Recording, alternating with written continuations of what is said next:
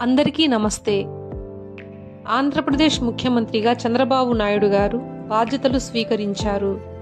Mega DSC ఫైల్పై తొలి సంతకం చేశారు. 16,347 టీచర్ పోస్టుల భర్తీకి సంబంధించి మెగా డిఎస్సి ఫైల్పై సీఎం చంద్రబాబు నాయుడు గారు మొదటి సంతకం చేశారు.